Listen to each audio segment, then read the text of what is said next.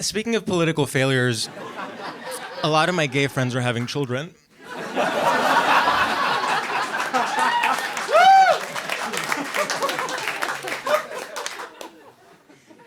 And yeah, I'm happy for them on a person-to-person basis. I'll buy a gift occasionally. But I think on a broader level, they are sort of ruining it for the rest of us because it's like, for me at least, part of the appeal of being a gay man is that you get to go around the world thinking you have this effortless air of sophistication that no one is allowed to question. And meanwhile, going through an extended adolescence your entire life. It's kind of the perfect con. You can just enter any room and be like, that production of The Seagull was middlebrow dreck.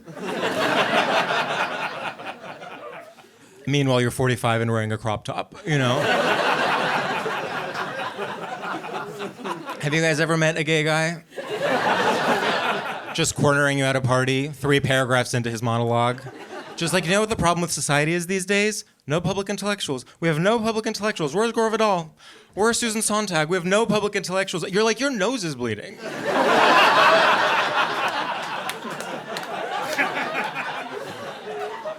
This is an office holiday party. We work at Accenture. Why are you in a harness, you know? You know, it used to be that gay men became very well-read and erudite as a defense mechanism because they had to suppress all their sexual desires. Great news, we no longer have to do that. And it shows. But nevertheless, many of my gay friends are in fact having children. Not all of them, just the rich ones, but it has gotten me thinking, you know, is that something I would want? Do I want children? And so I sat down my same-sex husband and I said, you know, I wasn't holding a gun, but I said, is that something we would want? Right? And we had a very long, honest, and vulnerable conversation about it, and we decided that we are both 60% sure we want kids. Which is, I'll say it, not enough.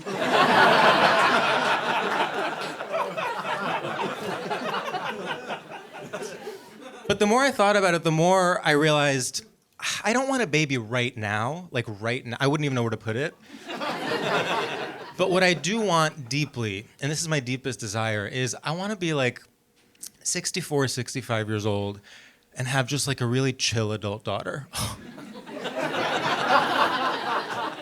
Can you imagine? She's a playwright. She's an only child, but she's normal. She's the first one. She's being studied at Johns Hopkins. She has sort of like an effortlessly chic, simple name. It's just like Amy. And at this point, you know, she's in her late 20s and I'm divorced. And so we're both dating. We'll talk about men. We'll talk about sex, whatever. She's like my best friend. Maybe she'll come over to meet the new guy that I'm seeing and we'll all share a bottle of Sancerre. And then her and I will go into the kitchen, have a little private moment alone, just refilling the glasses. And she'll look up at me and she'll go, Dad, I like this one. Don't fuck it up. Don't over-intellectualize like you always do. And we live in a brownstone, and I'm a novelist.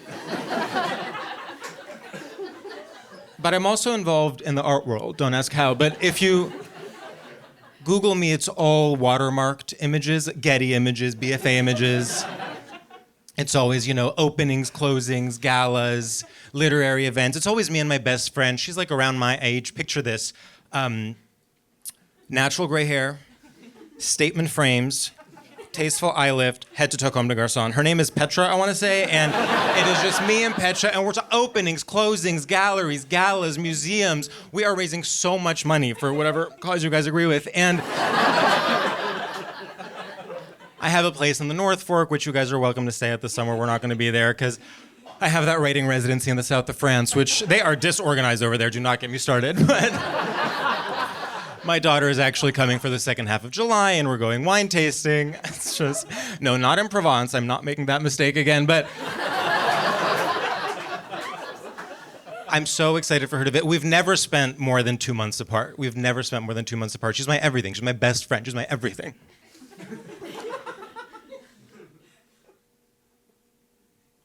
It's not perfect.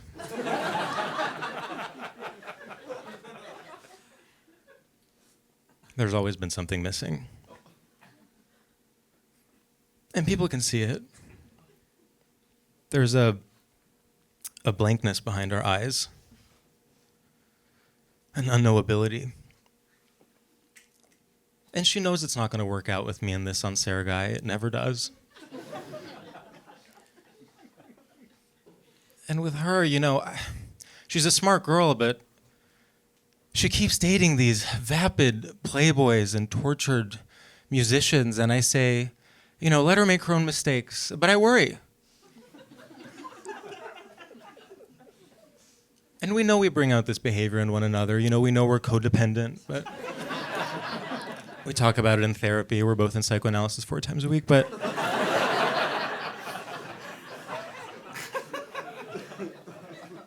at what point is putting a label on it just a senseless form of self-mythologizing? You know, romanticizing a fundamental brokenness.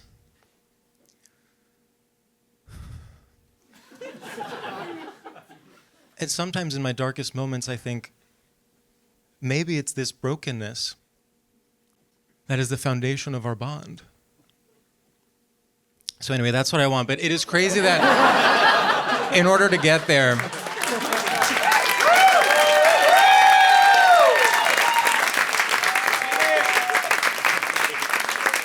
it's crazy that in order to get there, I would have to figure out surrogacy, you know? And then change diapers for, I want to say 6 years. I should be able to go to NYU graduation and be like, that one, you know?